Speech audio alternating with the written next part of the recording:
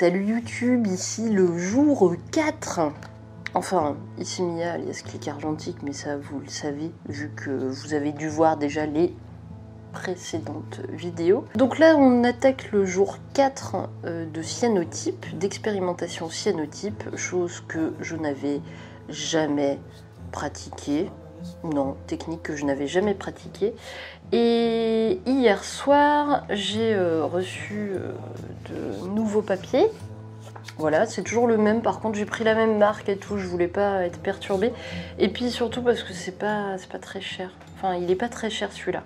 Il est pas donné, mais il est pas très cher. Donc hier soir, je me suis attelée à redécouper des petits formats, donc qui donnent des images un peu comme ça, mais voilà. Donc des tout petits formats, parce que j'ai déjà mes petits transparents pour ça. Et vu que maintenant on maîtrise un petit peu la technique, je suis passée à un format supérieur qui est un espèce de moitié A4. Donc A5, mais un peu plus grand qu'un A5. Donc j'ai découpé du papier et j'ai réimprimé des transparents en choisissant seulement 4 images dans toutes celles que j'avais pu imprimer auparavant. J'aime beaucoup le rendu de celle-là, donc j'ai imprimé... Ah oui, pardon. Vous pouvez pas voir sur fond moi. Voilà. Je me suis occupée de ces deux-là et j'en ai pris 2 autres. Mais il faudrait que je vous montre les images, ce serait peut-être un peu plus judicieux. Je vais vous montrer comme ça. Voilà, et donc ces 2 images, j'ai sélectionné ces deux-là parce que j'aime bien le rendu en cyanotype et ces deux-là. Aujourd'hui, nous allons faire ces 4 images. J'ai pas beaucoup de papier, j'en ai pas... Pardon le micro. J'en ai pas découpé beaucoup, je crois que j'en ai 8 ou 10, un truc comme ça. Mais en même temps, ça prend tellement de temps qu'il faut pas non plus y aller en mode à la va-vite. On va faire ça, donc on va refaire exactement la même technique qu'on a fait hier. Sauf que là, l'avantage c'est que les petits papiers ne s'envoleront pas avec le sèche-cheveux comme vous avez pu le voir sur les vidéos précédentes où j'avais l'air très con. Mais ça a marché quand même. Allez, c'est parti!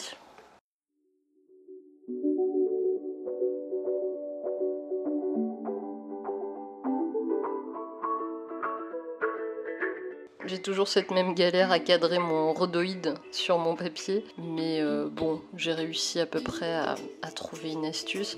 Si jamais vous avez d'autres astuces, d'ailleurs, n'hésitez pas à me le dire ou à le mettre en commentaire sous la vidéo. Autre chose que j'ai remarqué, c'est pour assurer véritablement une netteté de l'image et pas qu'il y ait, d'espace entre le cadre et la plaque de verre, je rajoute justement ce carton là que vous voyez et ensuite je referme le cadre. C'est vraiment quelque chose qui fonctionne bien et qui permet d'avoir une image bien nette puisque le rhodoïde est bien plaqué, le papier est bien plaqué contre la plaque de verre, ce qui assure la netteté de l'image.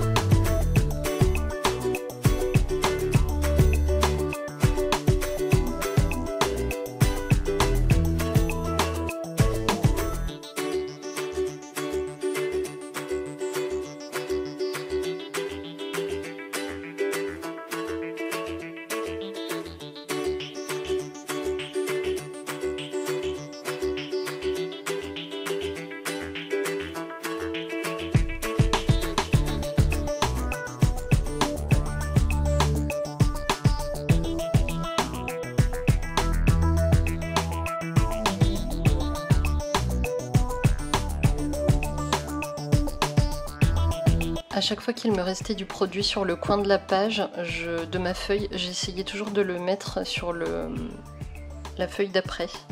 Ça permettait d'éviter d'avoir un peu trop de cyanotype sur mon image parce que après développement, ce serait complètement parti et ça aurait fait des grosses traces blanches.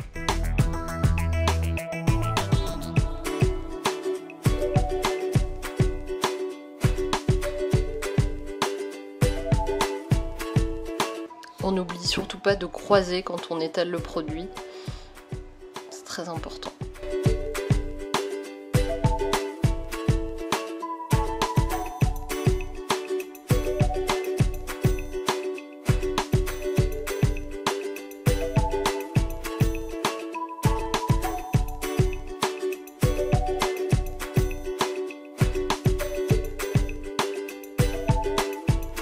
Un truc à ne pas faire chez soi, c'est réutiliser les scotch, parce que vous savez, j'avais fait un format où on pouvait, laisser une petite bande blanche pour pouvoir mettre du texte ou je ne sais quoi.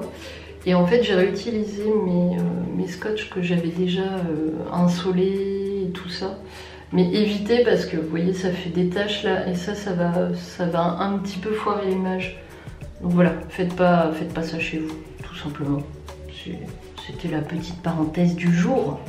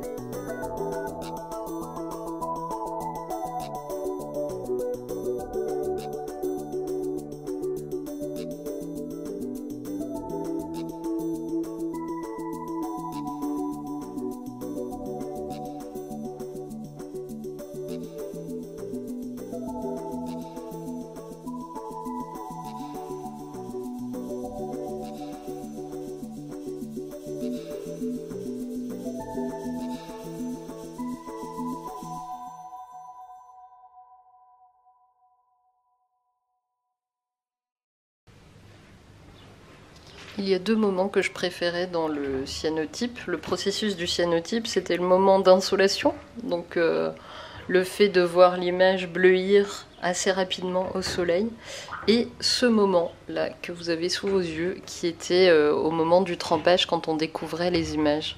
Ça, c'était vraiment un moment pour moi qui était assez magique, parce que je m'attendais, à chaque fois j'étais toujours surprise du résultat. Même si c'était toujours les mêmes images que je développais, j'étais toujours surprise des résultats. Et je trouvais ça véritablement assez beau. C'est un moment, je trouve, qui est assez beau à vivre.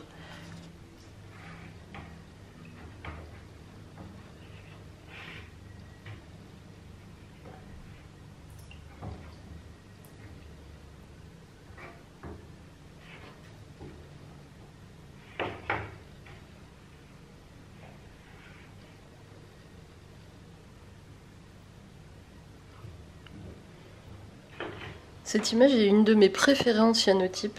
C'est une image qui est issue d'une pellicule Lomo Purple. Ma première Lomo Purple, et je trouvais qu'en cyanotype elle rendait mais vraiment super bien. Et là vous voyez avec le bac de... Donc le bac qui est bleu turquoise, c'est le bac où il y avait de l'eau avec l'équivalent d'un bouchon de vinaigre blanc. Vous voyez bien que l'image, on récupérait bien les blancs avec. J'aimais beaucoup voir le jaune partir du blanc. Donc là, par exemple, dans le ciel, le jaune partait tout doucement. Au fur et à mesure que je remuais tout doucement l'image, le jaune partait pour laisser place au blanc.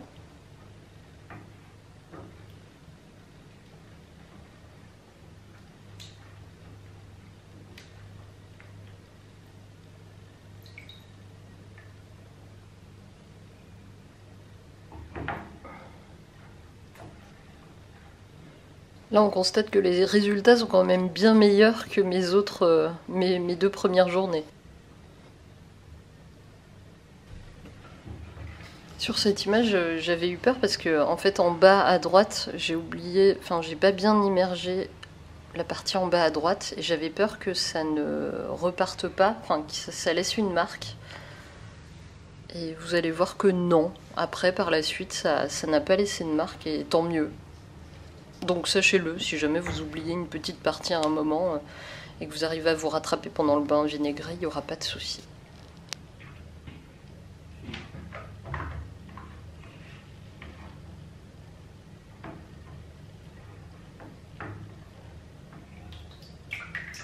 Et voilà, cette vidéo elle est terminée, j'espère qu'elle vous a plu, j'espère qu'elle vous a apporté quelque chose.